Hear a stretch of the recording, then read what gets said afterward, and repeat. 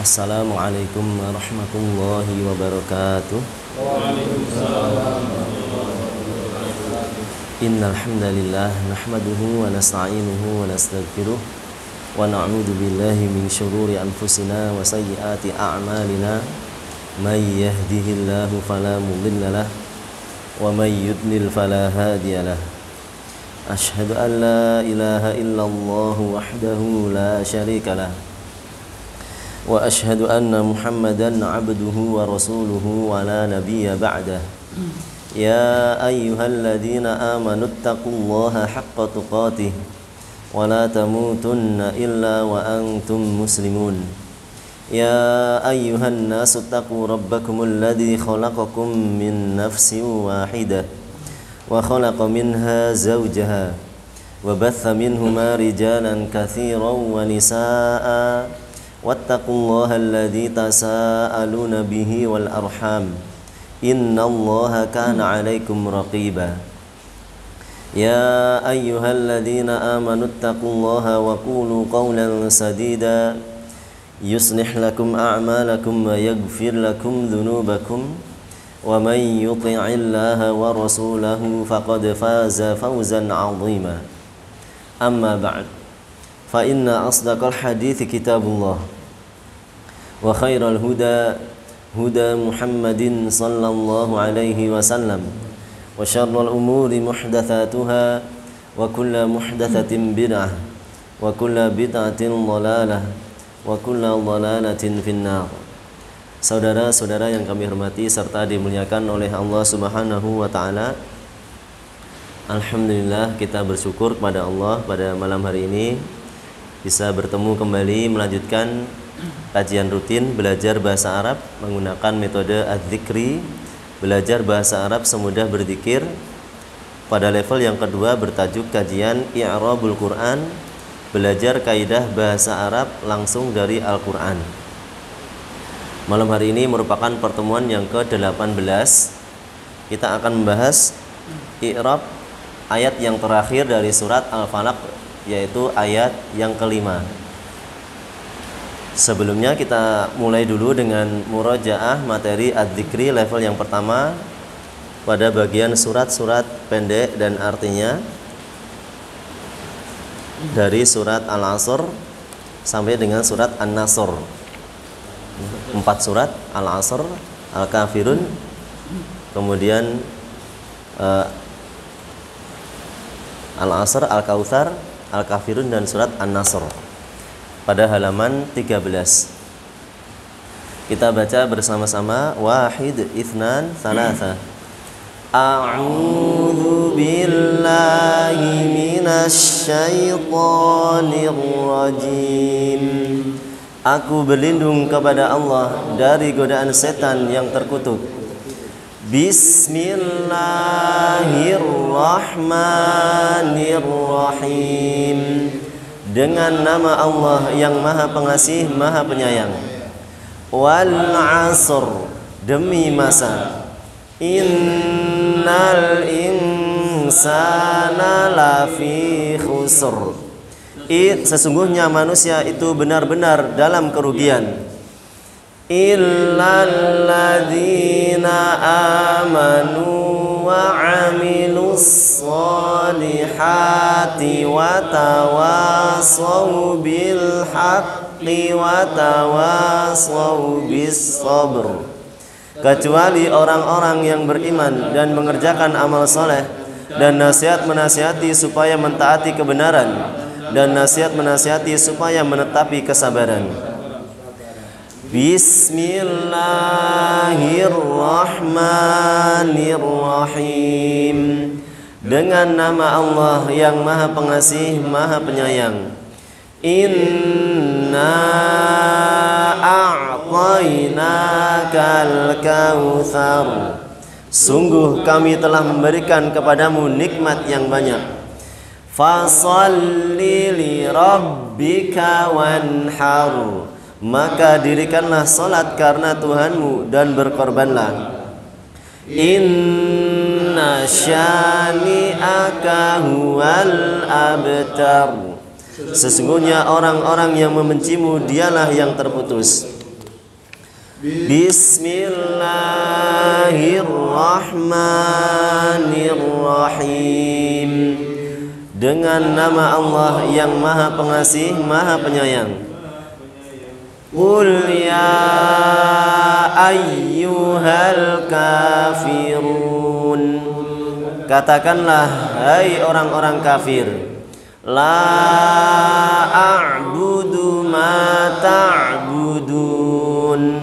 Aku tidak akan menyembah apa yang kamu sembah. Wala antum abiduna ma a'bud. Dan kamu bukan penyembah apa yang aku sembah. Wala ana abidum ma'abadtum. Dan aku tidak pernah menjadi penyembah apa yang kamu sembah. Wala antum abiduna ma'abud. Dan kamu tidak pernah menjadi penyembah apa yang aku sembah.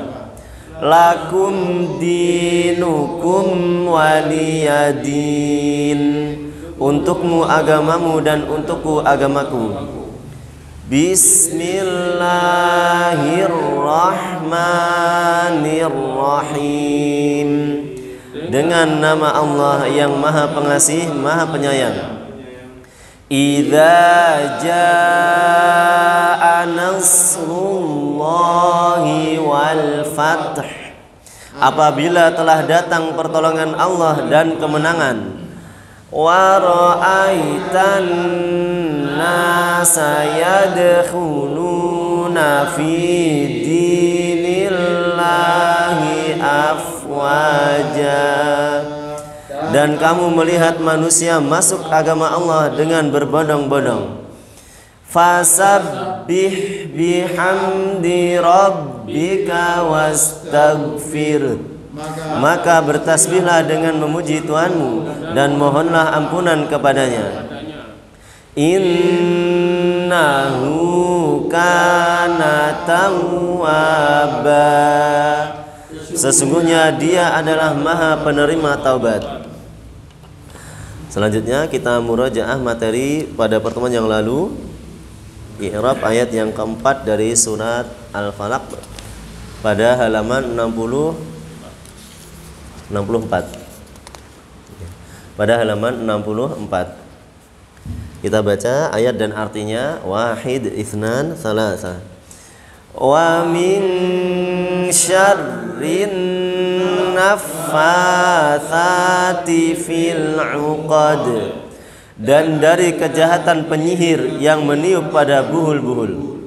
Kemudian kita baca i'rabnya. Wa min al-wawu harfu 'atfin mabniyun 'alal fathi. Min harfu jarrin mabniyun 'alas sukuni. Syarri ismun majrurun wa 'alamatu jarrihi al-kasratu wa huwa mudhaf. An-naffatsati mudhafun ilaihi majrurun wa 'alamatu jarrihi al-kasratu. Fi harfu jarrin mabniyun 'alas sukuni. Al-'uqadi ismun majrurun bi fi wa 'alamatu jarrihi al-kasratu. Kemudian pada ayat tersebut kita belajar kaidah ke-17 tentang jamak muannats salim, yaitu pada kata an-naffatsati. Jamak muannats salim artinya jamak untuk perempuan yang merupakan bentuk jamak beraturan. Jamak beraturan dari isim muannats. Jamak muannats salim adalah jamak yang bentuknya beraturan dari isim muannats. Cara membuatnya dengan menambahkan alif dan ta di akhir kata. Contohnya muslimatun menjadi muslimatun, mu'minatun, mu'minatun, sabburatun, sabburatun. Kemudian kemarin kita sudah menambahkan contoh dari Al-Quran pada surat Hud ayat 114. Innal hasanati yudhibnas sayyiati. Juga pada surat An-Nisa ayat 34. Fassalihatu qanitatun hafidhatun lil ghaibi. Termasuk pula pada surat At-Tahrim ayat 5, ayat sangat banyak. Ada kata muslimatin, mu'minatin, qanitatin, taibatin, abidatin, saihatin, thayyibatin. Sehingga di dalam Al-Quran banyak sekali contoh jamak muannats salim. Selanjutnya kita masuk pelajaran baru, ayat yang terakhir dari surat Al-Falaq, ayat yang kelima pada halaman 66. Saya baca. Wa min syarri hasidin idza hasad. Wa min syarri hasidin idza hasad. Dan dari kejahatan orang yang dengki apabila ia dengki. Dan dari kejahatan orang yang dengki apabila ia dengki. Wa min syarri hasidin idza hasad. Wa min syarri hasidin idza hasad. Dan dari kejahatan orang yang dengki apabila ia dengki. Dan dari kejahatan orang yang dengki apabila ia dengki. Berikutnya kita baca ayat ini, kita eja menggunakan metode Nurul Bayan untuk mengetahui hukum-hukum tajwidnya per huruf. Wa mi, wa mi. Wa mi, wa mi. Nun sakinah mukhfah. Nun sakinah mukhfah. Inda shinil maftuhah. Inda shinil maftuhah. Bi gunnah harakatain. Bi gunnah harakatain. Wa min sya. Wa min Syara syaddah kasrah. syarra syaddah kasrah. Syarri. Syarri. Ha alif. Ha alif. Mad tabi'i harakatan. Mad tabi'i harakatan. Ha Ha si hasi. si hasi. Dal tanwin bil kasri. Dal tanwin bil kasri. Mudhar Mudhar. qabla al hamzatil maksurah. Qabla al-hamzatil maksurah. Hasidin i. Hasidin i. Idza idza. Idza. Alif mad tabi'i harakatan. Alif mad tabi'i harakatan. Idza. Idza. Wa min syarri hasidin idza. Wa min syarri hasidin idza. Hasa hasa. Hasa. Dal sakinah muqalqalah. Dal sakinah muqalqalah. Indal waqfi. Indal waqfi. Hasad. Hasad. Wa min syarri hasidin idza hasad. Wa min syarri hasidin idza hasad. Selanjutnya kita bahas tafsir ringkas dari ayat ini, ayat yang kelima, ayat yang terakhir dari surat Al-Falaq. Allah Subhanahu wa taala mengatakan wa min syarri hasidin idza hasad. Dari kejahatan orang yang dengki apabila ia dengki. Dari kejahatan orang yang hasad apabila dia berbuat hasad. Hasidin itu orang yang berbuat hasad. Kalau perbuatannya namanya hasada, berbuat hasad, ya. Atau sering diterjemahkan dengan dengki atau iri, ya. Hasad. Para ulama menyebutkan pengertian tentang hasad. Di antaranya Syekh Ibnu Taimiyah, beliau mengatakan bahwa hasad adalah membenci manusia terhadap apa yang diberikan oleh Allah kepadanya. Artinya ketika orang lain mendapat nikmat, dia tidak senang, benci. Kemudian Syekh Utsaimin memberikan pengertian yang lainnya, ya, tidak cukup benci, tapi beliau mengatakan bahwa orang yang perbuatan hasad yaitu seseorang menginginkan agar nikmat yang ada pada diri orang lain itu hilang, baik berpindah kepada dirinya atau kepada orang lain atau tidak kepada siapapun, pokoknya yang penting hilang. Itu kata Syekh Utsaimin. Ya. Kita gabung pengertian ini, dua-duanya kita pakai, bahwa hasad artinya membenci orang lain, ya, ketika mendapatkan nikmat dari Allah Subhanahu wa taala. Membenci orang lain ketika mendapatkan nikmat dari Allah Subhanahu wa taala dan berusaha untuk menghilangkan nikmat tersebut. Ya, ini pengertian dari hasad.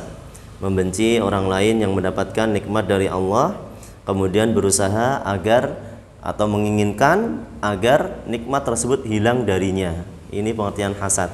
Dan ini penyakit yang sangat berbahaya, disebutkan oleh Allah khusus di surat Al-Falaq. Pada surat Al-Falaq ini disebutkan, ya, keburukan-keburukan yang besar, ya, keburukan-keburukan yang besar yang kita memohon kepada Allah Subhanahu wa taala untuk dijauhkan dari keburukan tersebut, untuk dilindungi dari keburukan tersebut. Pada ayat yang kedua kita mohon kepada Allah agar dilindungi dari seluruh kejahatan dari semua makhluk. Kemudian dikhususkan pada ayat yang ketiga, empat, dan kelima. Pada ayat yang ketiga dikhususkan dari kejahatan malam apabila telah gelap gulita. Kemudian ayat yang keempat dikhususkan lagi dari kejahatan sihir. Kemudian ayat yang kelima dikhususkan lagi dari kejahatan penyakit dengki, ya, atau dari orang yang dengki. Dan ini memang sangat berbahaya, ya. Banyak kasus-kasus, ya, tindakan kriminal awalnya juga dari hasad, ya, dari dengki.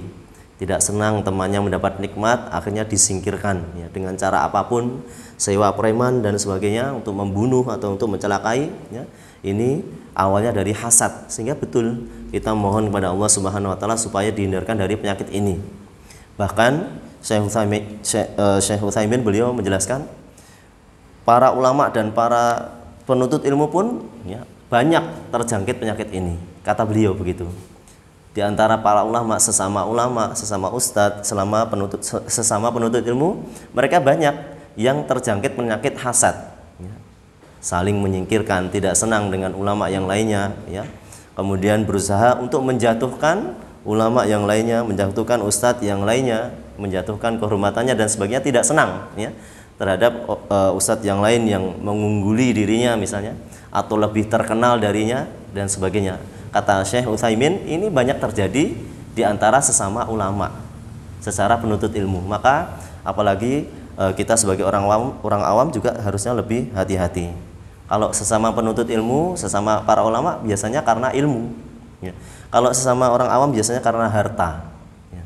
Karena harta, sehingga timbul iri, timbul dengki, sampai akhirnya berusaha untuk menghilangkan nikmat tersebut dari diri orang lain. Ini merupakan penyakit berbahaya. Dan di antara bahaya dari hasad, yaitu seorang yang hasad, iri, dengki kepada orang lain, sebenarnya dia telah membenci takdir Allah, ya. Orang yang berbuat hasad itu sebenarnya dia telah membenci takdir Allah. Siapa yang memberi nikmat kepada orang lain tersebut, ya, pasti yang memberi adalah Allah Subhanahu wa taala. Kalau dia tidak senang, berarti dia membenci takdir Allah Subhanahu wa taala. Ini bahaya hasad, ya. Makanya betul disebutkan oleh Allah pada ayat yang kelima. Kemudian bahaya hasad yang lain dijelaskan dalam hadis yang diriwayatkan oleh Imam Abu Dawud dan Ibnu Majah, bahwa hasad itu akan menghapus kebaikan-kebaikan sebagaimana api yang memakan kayu bakar. Tentunya orang yang memiliki sifat hasad, dia akan sangat rugi, bangkrut sebangkrut-bangkrutnya, karena kebaikan-kebaikan yang dimilikinya hancur, musnah gara-gara hasad yang dia miliki. Ini bahaya hasad, ya. Kemudian bahaya hasad yang lainnya, seorang yang semakin ada sifat hasad, iri, dengki dalam hatinya, maka dia akan semakin sedih, ya, dan akan semakin sempit dadanya, ya, sama saja mencelakai diri sendiri, ya. Kemudian satu lagi bahaya dari hasad, hasad merupakan sifat orang-orang kafir, sifat dari orang-orang Yahudi.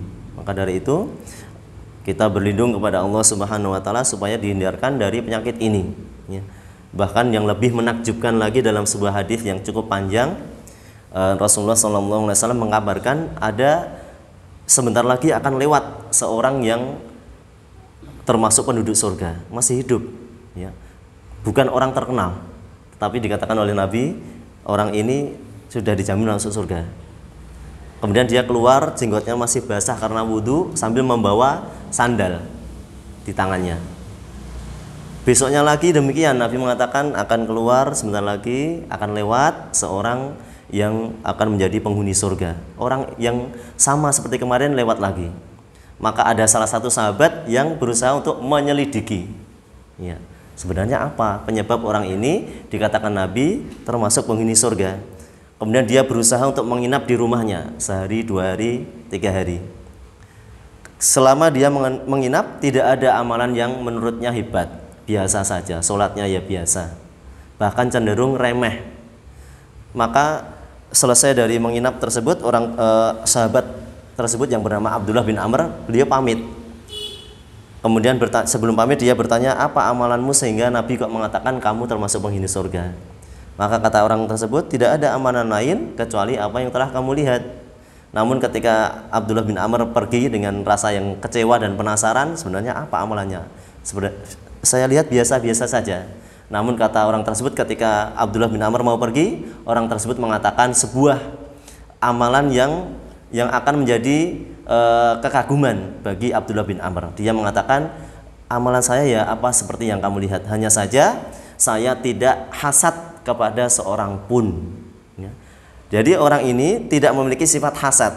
Maka kata Abdullah bin Amr, lah ini dia yang saya maksudkan. Ternyata ini adalah amalan yang menjadi sebab engkau termasuk penghuni surga. Jadi dia tidak memiliki sifat hasad. Dan kata Abdullah bin Amr, beliau memberikan komentar di akhir hadis, beliau mengatakan, inilah yang kami tidak mampu. Beliau sendiri yang mengakui, ya, inilah yang kami tidak mampu. Berarti orang selamat dari hasad itu suatu anugerah yang besar. Para sahabat saja mengatakan itu adalah sesuatu yang berat. Orang bisa selamat dari penyakit iri, dengki itu berat. Kalau bisa selamat berarti beruntung, ya. Butuh perjuangan agar seseorang itu bisa selamat dari hasad ataupun iri dan dengki, ya. Tetapi barang siapa yang selamat dari penyakit tersebut, maka diharapkan dia seperti orang ini, dijamin masuk surga, ya. Maka kita semoga termasuk orang-orang yang diberikan taufik oleh Allah Subhanahu wa taala diselamatkan dari penyakit hasad, ya. Di antaranya kita dengan berusaha membaca surat ini, ya. Makanya surat ini penting dibaca setiap pagi dan sore, ya, 3 kali bersama dengan surat Al-Ikhlas dan surat An-Nas, ya. Sudah mencakup seluruh perlindungan dari segala macam keburukan. Ini tafsir ringkas dari ayat yang kelima, ayat yang terakhir surat Al-Falaq. Berikutnya kita baca i'rabnya. Wa min, silakan. Wa min. Al-wawu harfu 'athfin mabniyun 'alal fathi. Min harfu jarrin mabniyun 'ala sukuni. Ya. Wa min terdiri dari 2 kata, al-waw dan min. Al-waw, huruf waw merupakan huruf ataf mabni dengan fathah wa. Min huruf jar mabni dengan sukun. Berikutnya syarri. Ismun majrurun bimin wa alamatu jarrihi al-kasratu wa huwa mudhaf. Syarri merupakan isim majrur disebabkan huruf jar min Tanda jarnya yaitu kasrah, syarli. Selain itu juga berkedudukan sebagai mudhaf. Hasidin, mudhafun ilaihi, majrurun, wa alamatu jarrihi, al-kasratu. Hasidin mudhaf ilaih, hukumnya majrur, tanda jarnya kasrah. Hasidin. Idza dzarfu zamanin lima yustaqbalu mabniyun 'ala sukuni. Idza merupakan dzaraf zaman, keterangan waktu untuk waktu yang akan datang, mabni dengan sukun. Hasada fi'lun madin mabniyun 'alal fathi wal fa'ilu dhamirun mustatirun taqdiruhu huwa. Hasada merupakan fi'il madhi mabni dengan fathah hasada. Sedangkan fa'ilnya dhamir mustatir, dhamir yang tersembunyi, taqdiruhu huwa, yang ditentukan yaitu huwa. Selanjutnya kita bahas kaidah yang ke-18 diambil dari ayat ini, yaitu pada kata hasada. Judul dari kaidah yang ke-18 yaitu tasrif fi'il hasada. Dibagi menjadi 3 bagian atau 2 bagian. Bagian yang pertama tasrif lughawi, terdiri dari fi'il madhi dan fi'il mudhari'. Yang kedua tasrif istilahi. Kita baca untuk tasrif fi'il madhi. Hasada hasada hasadu, hasadat hasadata hasadna, hasadta hasadtuma hasadtum,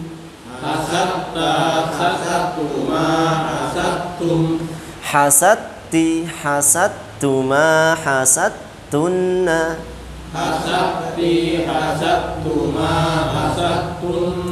hasadtu hasadna. Saya baca dari awal sampai akhir. Hasada hasada hasadu, hasadat hasadata hasadna, hasadta hasadtuma hasadtum, hasadti hasadtuma hasadtunna, hasadtu hasadna. Silakan. Hasadat hasadata hasadna, hasadta hasadtuma hasadtum, hasadti hasadtuma hasadtunna, hasadtu hasadna. Ya. Dalam membaca huruf qalqalah, ketika membaca kalimat bahasa Arab, boleh dikolkolahkan, boleh tidak. Ya. Kalau dalam membaca Al-Quran, wajib dikolkolahkan. Ya. Hasadna misalnya harus dikolkolahkan. Tetapi kalau dalam membaca bahasa Arab boleh tidak kolkolah. Hasadna, hasadna tidak pakai kolkolah boleh. Kemudian untuk huruf dal yang bertemu dengan huruf ta, dal sukun bertemu dengan ta, wajib dibaca idgham, dalnya hilang. Ya. Wajib dibaca idgham, dalnya hilang menjadi ta yang bertasdid. Ya. Sehingga ketika membaca hasadta tidak boleh hasadta, dalnya sudah hilang. Dalnya masuk ke dalam huruf ta, hukumnya idgham. Namanya kalau dalam ilmu tajwid namanya idgham mutajanisain. Ya. Idgham mutajanisain. Artinya huruf-huruf yang sama makhrajnya tetapi beda sifat. Ya. Dal masuk ke huruf ta sehingga qalqalahnya hilang, dalnya hilang. Menjadi hasadta langsung masuk huruf ta, hasadtuma hasadtum. Adapun untuk hasadna ya, yang untuk perempuan banyak ataupun untuk yang kami boleh dikolkolahkan, boleh juga tidak. Ya. Ini tambahan tentang membaca qalqalah dalam bahasa Arab. Boleh dibaca qalqalah, boleh tidak. Adapun untuk hasad, tahasad, tuma dan seterusnya tidak boleh qalqalah karena dalnya sudah hilang masuk ke dalam huruf ta. Kita baca sekali lagi bersama-sama. Wahid, itsnan, tsalatsa. Hasada, hasada, hasadu. Hasadat, hasadata, hasadna. Hasadta, hasadtuma, hasadtum. Hasadti, hasadtuma, hasadtunna. Hasadtu, hasadna. Ya. Pelajaran ini baik untuk dihafal, ya. Kemudian kita lanjutkan untuk fi'il mudhari'. Yahsudu, yahsudani, yahsuduna. Yahsudu, yahsudani, yahsuduna.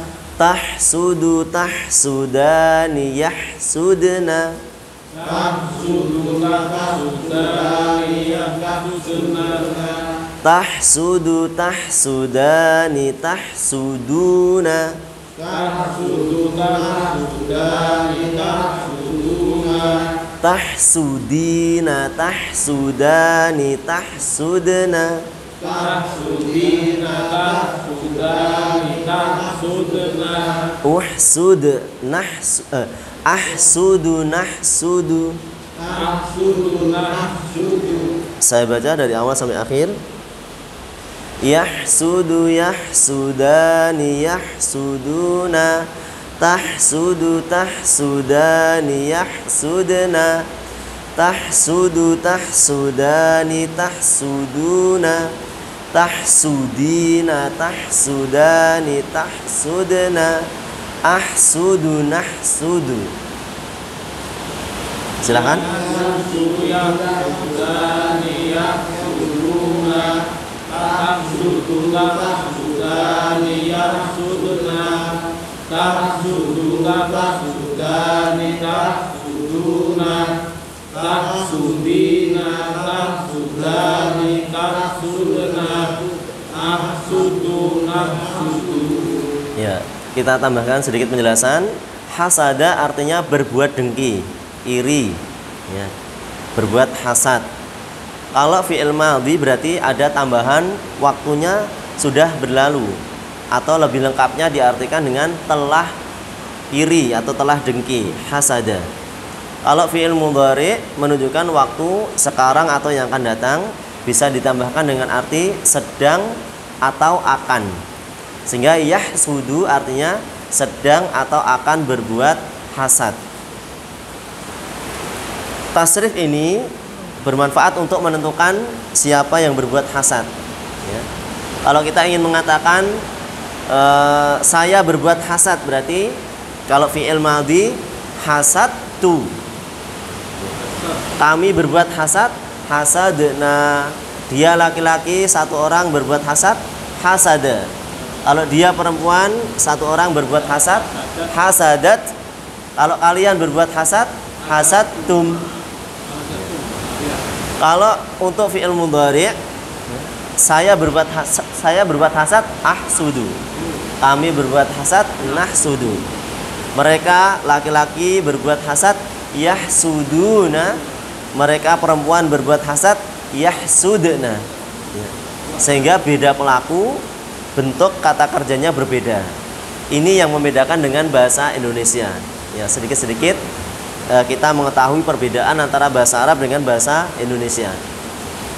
Kalau bahasa Indonesia, kata kerja itu murni tanpa ada kandungan pelaku, ya, tidak ada unsur pelaku di situ. Seorang ketika kita mengatakan membersihkan misalnya, siapa yang membersihkan?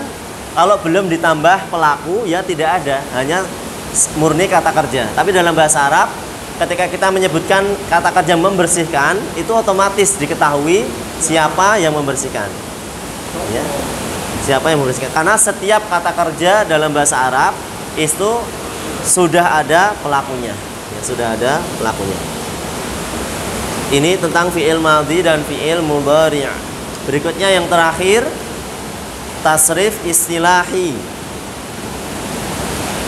Hasada yahsudu hasadan. Silakan.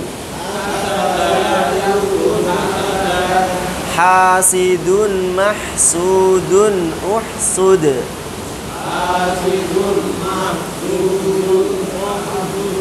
La tahsud mahsadun mihsadun.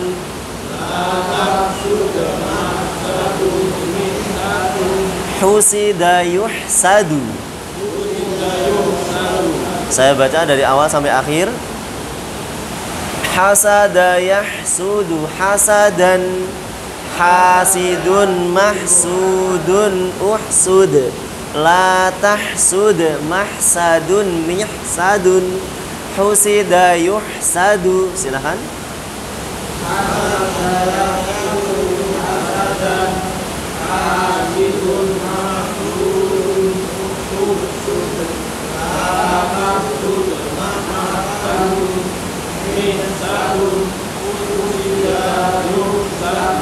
Kita ulang bersama-sama. Wahid, itsnan, tsalatsa. Hasada yahsudu hasadan.